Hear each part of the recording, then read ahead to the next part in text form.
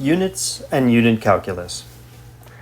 Today, let's talk about units, which are used all over in physical chemistry, of course, and they present a constant difficulty. You need to pay attention and be consistent with your units, and we're going to use the SI system of units almost exclusively. What I'd like to show you in this tutorial is how you can perform algebra on units, just like you can perform algebra on any mathematical variable. This is a very useful exercise for checking calculations, getting the right answer, and obtaining a deeper understanding of equations and quantities. Now, in the SI system, we have what we call base units. There are certain things we want to measure. We're going to base these measurements on a consistent, unified set of units. And so we have things like mass and length and time that we want to measure. And the base units of the SI system use kilogram for mass. Length will be measured in meters and time in seconds, right? These are the base units. Now, there are also derived units, things like volume, right? Volume is usually a capital V volume. You could encounter all kinds of units to measure volume. Cubic centimeters, same as cc and ml, or even liters, right?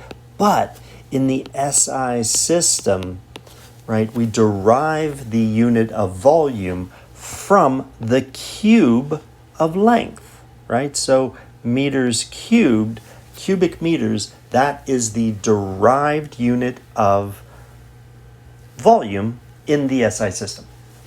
Now, another derived unit is that of pressure, lowercase p, right? Oh, there are common units for that, torr and millimeters of mercury and atmospheres. You encounter all of those. But again, in the SI system, we have a derived unit, which is called the Pascal. Now, what's a Pascal? All right, well, let's look at pressure in a little more detail. What is pressure? Well, pressure is defined as a force per unit area. The units of area, well, that's easy. That's a derived unit, again, coming from length. Area is just length squared, right? So that would be meters squared for area. What about force? Well, force, the units of force in the SI system, they are in terms of newtons. That's another derived unit. We haven't gotten anywhere, right? But, oh yeah, let's remember Newton's first law. That's an easy one. F equals ma. That's an important one. And there, now we can get to the base units. Mass is in kilograms. Acceleration would be meters per second, so meters per second squared. And if we take then a force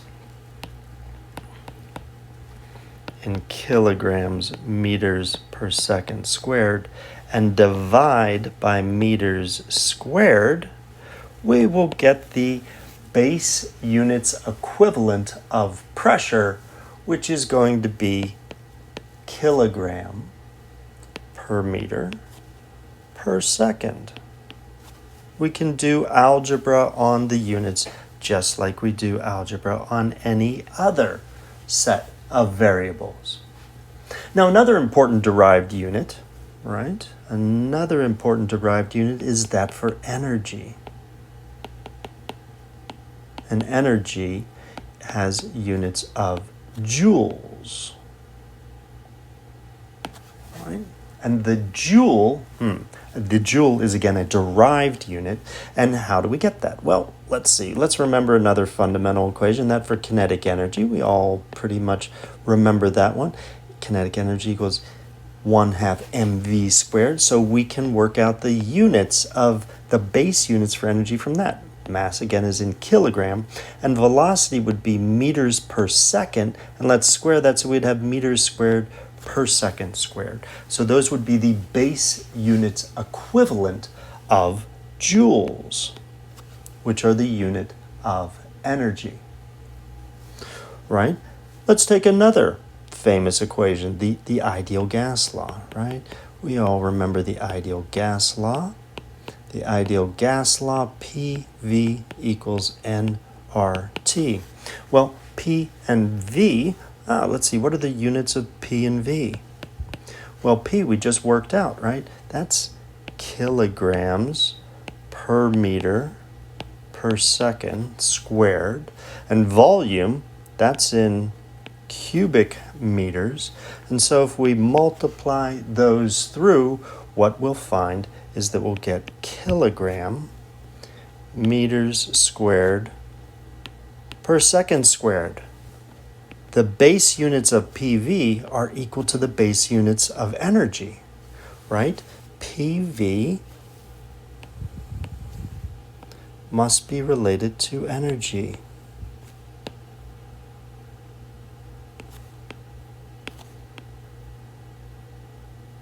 Because indeed, the units of PV are the same as the units of energy, the joule, right?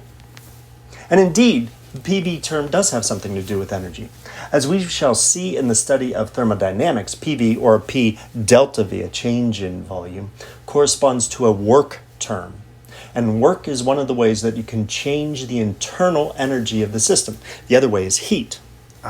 Very interesting. Well, what about the other side? Oh, wait a second. PV equals nRT. And if the units of one side of an equation are in joules, then the units of the other side must also be in joules to be consistent. So let's check that. nRT would have the units of moles for N.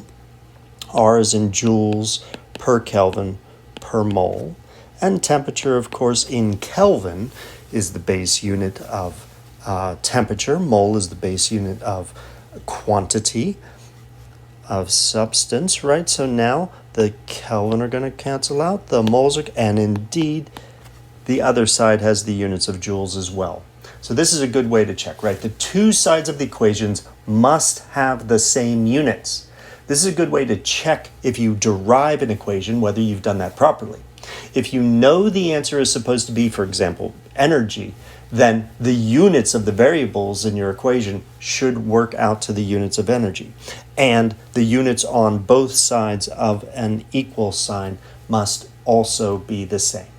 So I hope this tutorial helps you clarify some issues for you on units and also how to use units calculus to see when your units are consistent.